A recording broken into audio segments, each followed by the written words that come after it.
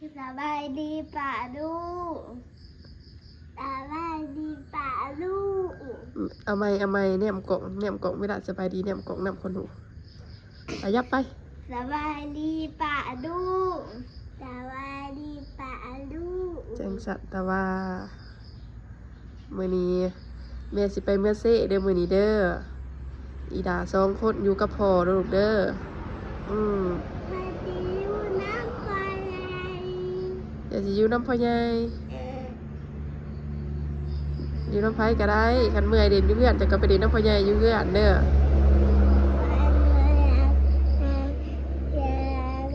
อยากไปน้ำเจ้าไปบ่ได้แม่ไปซื้อของแม่สิไปซื้อของมาเฮ็ดอันนั้นเฮ็ดบุญเด้แล้วก็ไปเอาลมที่สั่งไว้เด้แล้วก็มาพี่ก่อนมาพี่ดุแล้วก็สิไปซื้อผ้ากันเปื้อนซื้อเนี่ยมาเฮ็ดบุญจะสิเอาหยังบอกแม่ใครจะเอาเกิบแต่อยากได้เกิบแล้วก็ขนมโคโคโรยูเซเว่นอาจจะเขาในเด้อขนมโคโคโรเนี่ยเอาได้ดอกบาทดิจะกระทำเขาดิ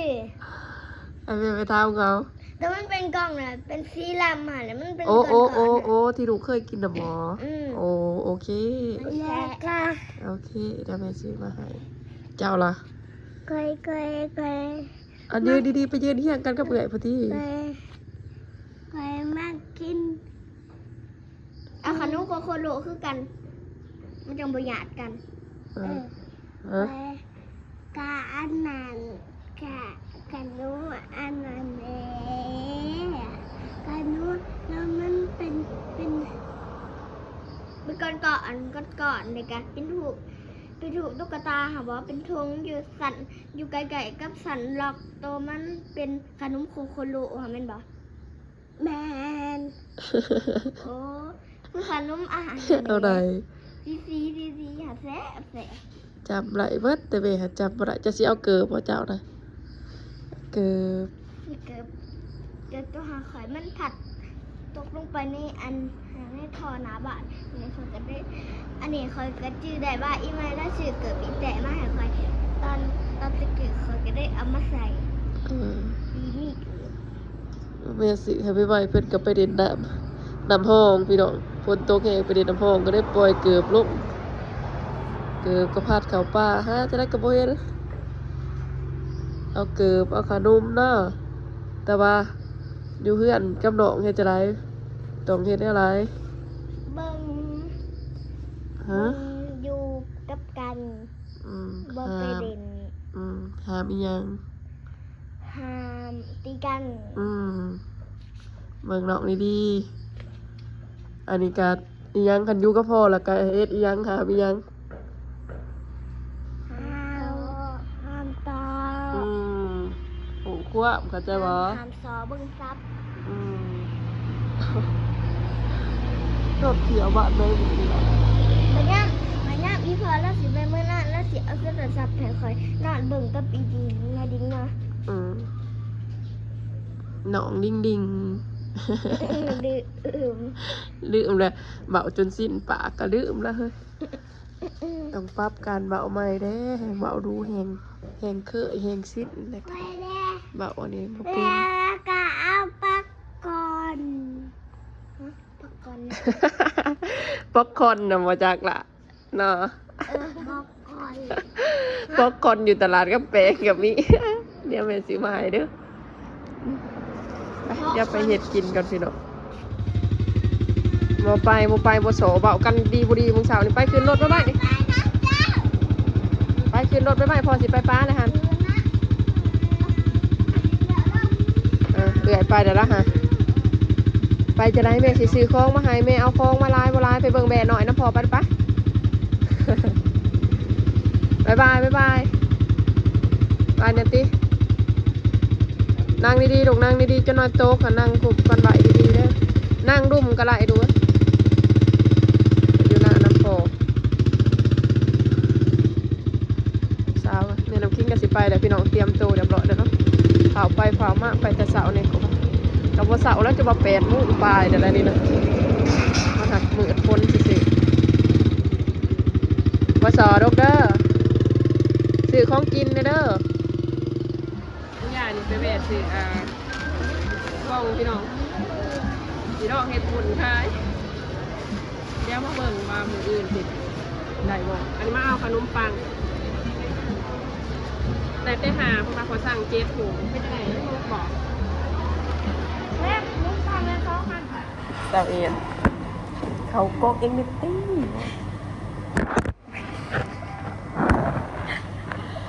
โอ้ยตาต่างกล่องมื้อนี้มากินข้าว อันนี้เป็น กินยังไงเขาเนี่ย มาละ มาว่าเจ้าเอ็นพามาพี่น้องเดี๋ยวบอกพามากินอาหารญี่ปุ่นเด้คอยกินโมปินจากเป็นคอยเนี่ยมึงคุณจำไม่ได้เขามาเซมาหาซื้อของมันสิมาอีกแต่มาเที่ยวหนึ่งอ ไม่หาบอกอยู่ว่าสกินยังไง เนี่ยมึงกดติดแม่ต้องคิดมาซื้อขนมปังแล้วก็เครื่องเห็ดบุญมาพี่น้องแต่บัดตอนนี้มาเบกินข้าวก่อนไปเบเอาปุรีน้ำ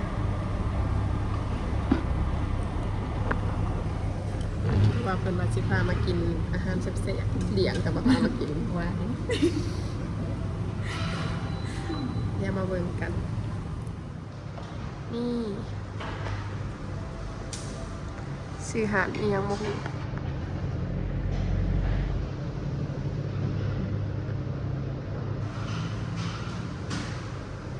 เงียบ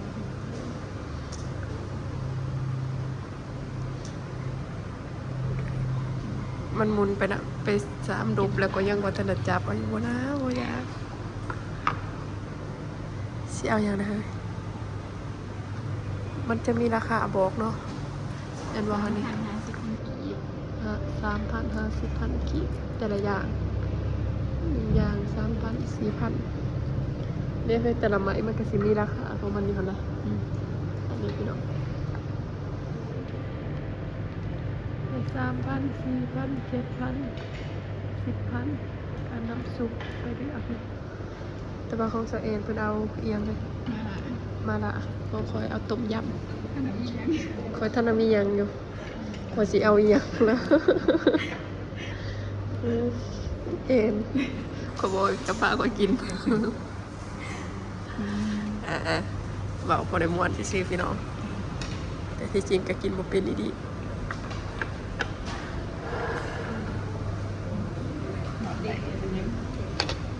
มันสิบกบ่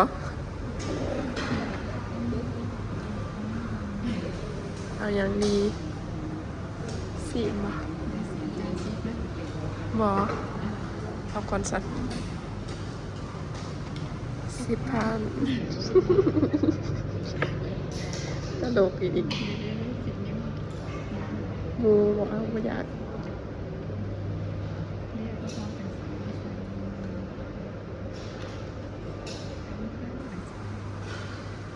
บอก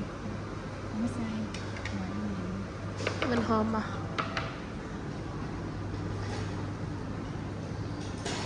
มีเดือกกี่ดาฮะเอาแล้วเขากระซิบมาคิดในอันนี้เองปะเอาอันนี้คือยังไงฮะรู้จักคนบ้ามันก็บอก คืออีกเล็บสี มันคือเอียง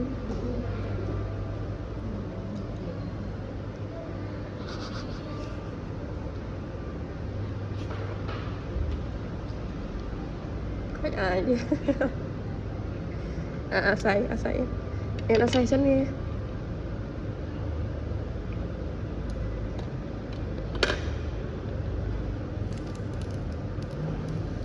กุ้งเอาเลยกุ้งเด้อกินบ่ได้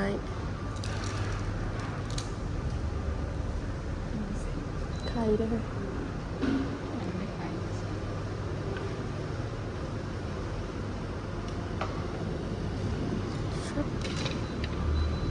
ต้มใส่เนาะแกะใส่ป่ะ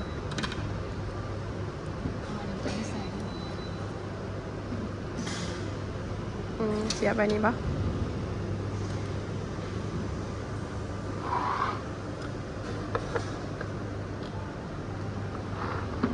อับปลา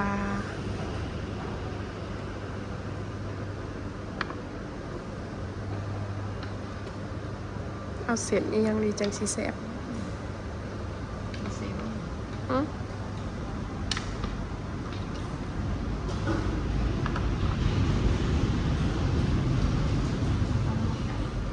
อืมนอนแล้วอันนี้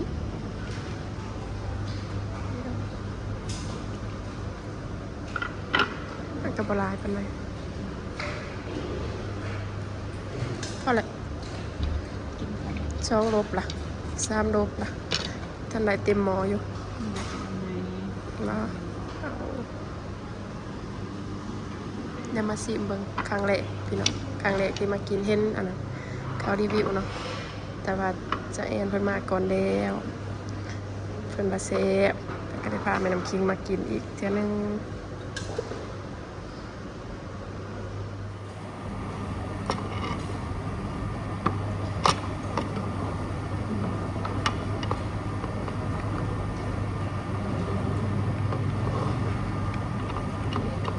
สุดประมาณนี้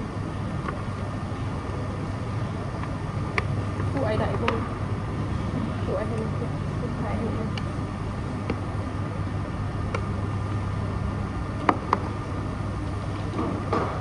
ติด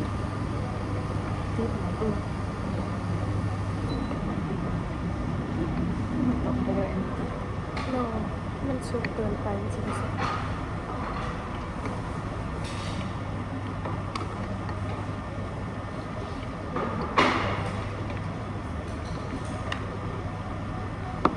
ยืน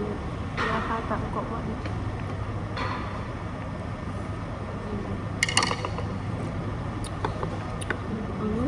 แซ่บอยู่อันนี้น้ำเจลจิ้มก็ได้นะแต่ว่าจะสีเอาอย่าง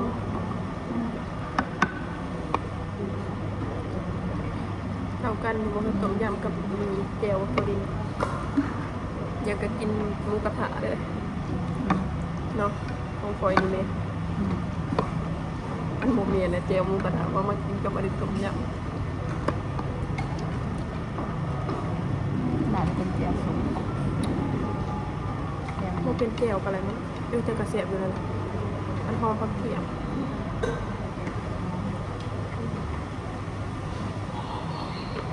บางอย่างเนี่ยเพราะว่ามันเป็นปลาเป็นหมูแต่ว่า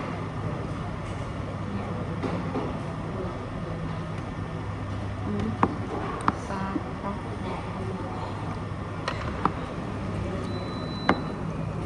แซ่บ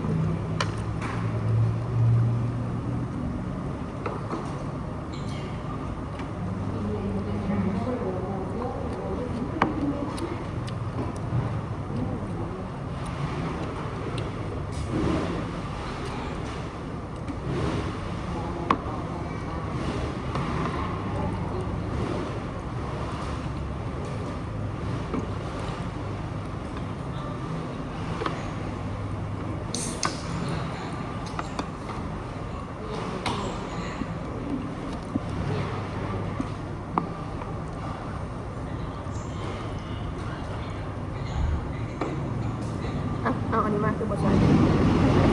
เองเลย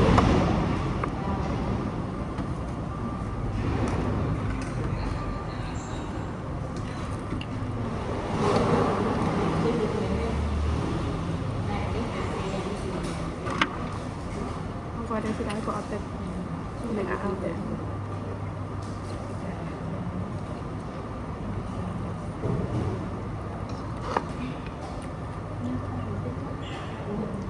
บัวใส่ ไข่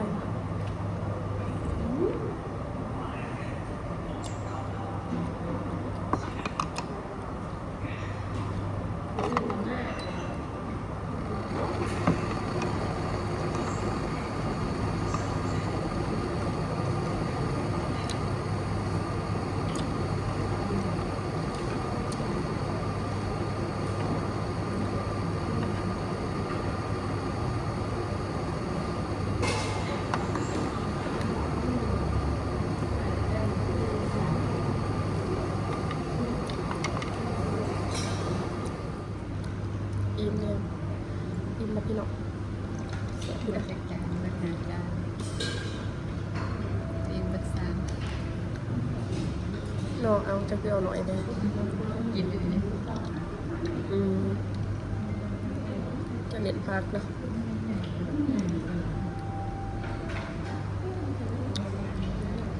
กดมาลายวันไหนเขาเปิดใหม่ปะจังเห็นกระโดดเลยค่ะ เป็นนายเป็นยากนายเป็นสวย จะมาเข้าแค่กับกลุ่มบางรายนี่เนาะคนกับอาชีพจากไหนเปิดหาอาจารย์50โลนี่จ้าจานละ10 บาทเปิด3 จานยังไม่ทันรวมกับวันนี้อันนี้จานละ10,000 น้ำซุปน้ำติบอ่ะ มันสุด 8,000ต้มยำป้าด8,000กีบจ้าพอกินเนาะข้าวไฮบักละลายนะแกแบบว่าถ้ากับไข่พวกกินเพออยู่แล้วนะแบบมันเปียกใหม่ดีนะมันได้กินหลายๆอย่างนะแถมมันกระโบแพงอิ่มแล้ว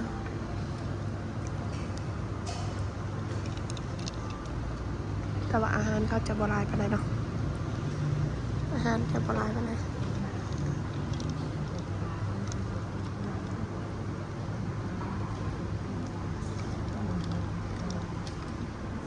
อันนี้กินแต่เสียงกับผักเยทูรูคุณ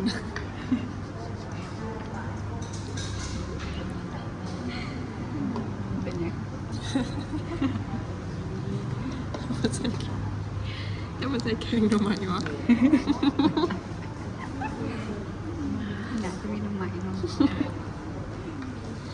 เห็ดก็มีเลยเห็ดก็มีเห็ดฮูนูก็มีเผาแกงเลยเผาให้ยังกับไรพี่น้องอายเพิ่นได้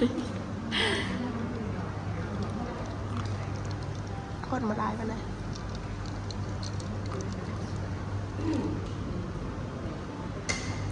จะนอนใจสิเมื่อ11 โมงปลาย อิ่มเลย เน็ตอิ่มมาเลยเขายังอิ่มเขาเบิดลายเต็มเลย อิ่มเสียงนะ สีโค้งเรียบร้อยไปแล้วพี่น้องแล้วก็มาเวทกินข้าวมากินข้าวแล้วก็เมื่อ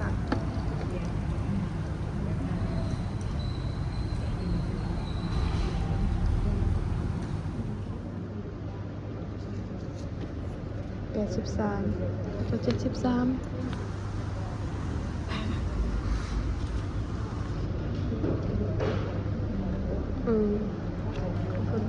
ไม่ละ8,000บ่ไม่เท่าไหร ในซี คูณ2ไม่3คูณ4แล้วพอกิน83พี่น้องสมุดผีทุกหัวคนละแสนหกจ้ะ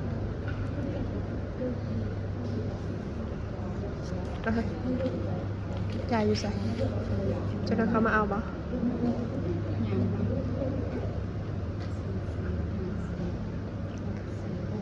นี่เป็นแสนปลายเนาะรวมกัน2 คน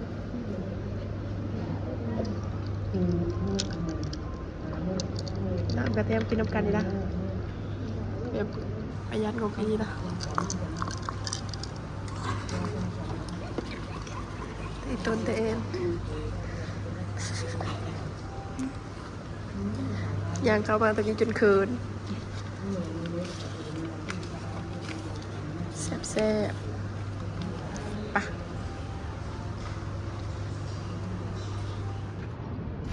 ท้องสีเรียบร้อยไว้ได้พี่น้องได้อันนั้นพากันเปื้อนแล้วก็ขนมปังก็สิขยักเขามามือนี้หันมาสื่อของเห็ดบุญน้ำพี่น้องน้ำกินไหลกล่องอันนี้น้ำกล่องเห็ดบุญนะแล้วก็สีมาเวเอาขนมเลยเพราะว่าแม่น้ำคิงสั่งแต่บ้านวัฒนาหอดพี่น้องธนาหอดเนาะฝากให้เข้าพางเมื่อบ่านผู้ใดฝากน้ำพลส่งแต่ว่า เมื่อนี่เบเอาจักสีหอดด้วยบ่ด้วยว่าเป็นขาบแดงผมประจักนี่ดีกล่องอันนี้กระไดขนมลูกสาวสั่งอยู่ในบ่อโดดกล่องสีดองเห็ดบุญเพราะว่าแม่น้ำคิงสั่งฟิตมาบ่เขาเอิญฟิตบ่แนวมาสูมเสาเอ็นพี่น้องก็จะโอนจะได้จะหอเถื่อนเลยไปกินอะไรจะได้จะมาพากันอยากนอนเฮ้ยกระเจโดดเองดีโอ้เป็นเฮียไปบ๊ายบายมื้อหน้าจะคิดมาเล่นน้ำใหม่เป็นอยู่บ้านนะน่ารักน่าหลวงพี่น้องกับพวกไก่เติบแล้วเฮ้ยน่าหลวงกันนะไหนไปพี่น้องเมื่อลูกสาวโถนำสองสายละมาหอเทือนนะเด้อพี่น้องหลังจากกินข้าวเร็วกับมาเด้อบริจิยังเพราะว่าเงินเบิดได้พากันเปื่อนพอได้ใส่ขายของตลาดแบบมี10เนาะสบายใส่เงินใส่คำสะดวกสบายแล้วก็ได้กล่องหรือว่าเครื่องเห็ดยังก็บุญพี่น้องมืออื่นเป็นน้ำจิ้มสีเห็ดบุญกะทิบุญมะพร้าวเอาไปขายน้ำเนาะเฉาก๊วยแล้วก็ขนมปังแค่นี้แดดพี่น้องคล้องที่ไปเซ่กันเลยแล้วก็พามูไปเมื่อเซ่เนี่ยเพิ่นไปกวดทองเพิ่นเนาะแล้วก็พากันไปกินข้าวพี่น้องกินข้าวแล้วก็มาเขามีงานน้ำจิ้มกะสิออกมาหน้าก่อนลูกสาวถ่ายอยู่หน้าผมโทรใส่2 สาย 3 สายได้กะสิประมาณนี้เพราะว่าอันนั้นกะบัสิไปแวะเอาจองเลยนะพี่น้องจองที่แม่น้ำคิงสั่งไว้คิดว่ามันสิหอดเข้าว่า11 โมง 12 โมงก็น่าจะหอดแต่ว่าทางหารเขาเลยเขาพางว่าแต่ปากเซ่นี่พี่น้องแต่ว่าแม่น้ำคิงก็เลยบ่บัสิบ่ได้เข้าเมื่อเซ่หั่นนะก็เลยให้เขาพากมาถามเขาว่าบ้านพูดหอดบ่เขาว่าน่าจะหอดเพราะว่ามันบ่ไกลเนาะแม่น้ำคิงก็ว่าน่าจะหอดมันบ่ไกลเพราะว่าสั่งแต่วันจันทร์พี่น้องสั่งวันจันทร์เนาะวันค้านเขาพาไปถามหารคนส่งเขาบางอย่างนี่พังเบิ่งบางเทื่ออาจจะบ่ได้มาอารถมื้อนี่เพราะว่าบ่ละโถรถคันรถมาของก็น่าสิฮอดคันรถบ่มาก็คันรถบ่มาก็เป็นมื้ออื่นมากกว่าคันรถมาคันของฮอดมื้อนี่กินกับเมื่อยไปก่อนจ้ะฮอดซะเด้อเพราะว่าบ่ได้มีแนวคายแต่ก็ไข่แน่มื้อนี้มันแดดนี่พี่น้องแต่ว่ามันเบิดพายุแล้วเนาะไปเดี๋ยวสิเอาของไปลูกสาวได้แต่ขนมพี่น้องเอ้ยน้องน้ำพิงสั่งเกินไปยังบ่ได้สั่งเงินเบิดเดี๋ยวสิไปอันนั้นโยเอาเพิ่นก่อนมื้ออื่นจักสิพาเพิ่นไปซื้ออยู่ตลาดย่านเพิ่นเครียดไปพี่น้องเดี๋ยวไปน้ำพิงมาหน้าก่อนโอ้ลูกสาวเดินหาอีเมอยู่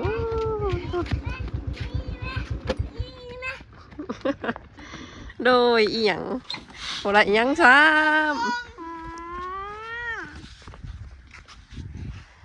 เอานางงอยลูกสาวแต่วันนี้เอาตุดเจ้าสั่งทำบ่ได้สับได้เมื่อมันดุเว้ยมันดุว่ามีกองอยู่บ่อรถเว้ย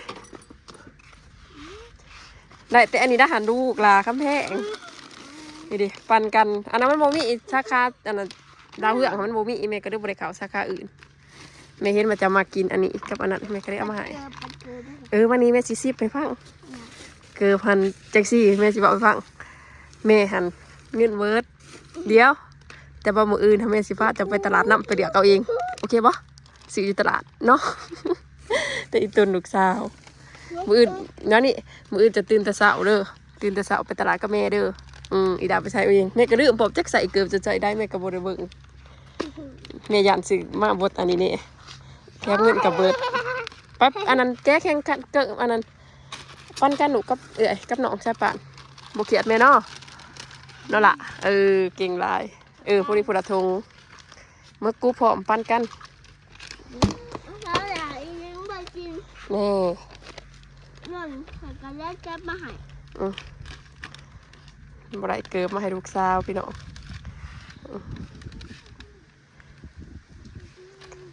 มื้ออื่นนี่ล่ะไปตลาดน้ำแม่ไปเดี๋ยวเอาเองหาไม่ไอ้ที่บ่หาอันนั้นก็ได้น้องเนาะ ทางแม่ก็ได้กัน เงินเบิดเลยซื้อของเบิดแม่ก็เลยว่ามื้ออื่นจักซื้อให้ลูกซะพี่เด้พี่เพราะว่ามื้ออื่นกันมื้อตลาดพอดีกันลูกอยากไปตลาดนำแม่เลยก็ว่าไปพากันกินข้าวแล้วบ่นี่ อยาก โอ้ได้ขนมดอกบัวสนแม่พอขุนบาท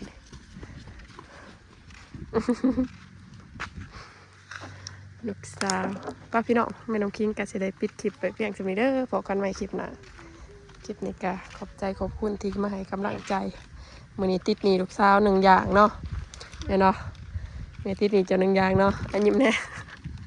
ยิ้มบ๊ายบาย เอา เดี๋ยวจะได้มืออื่นกลับไปซื้อคือเก่าข้าสนาบูดโบให้ไปน้ำอื่นจบข่าว ต่อ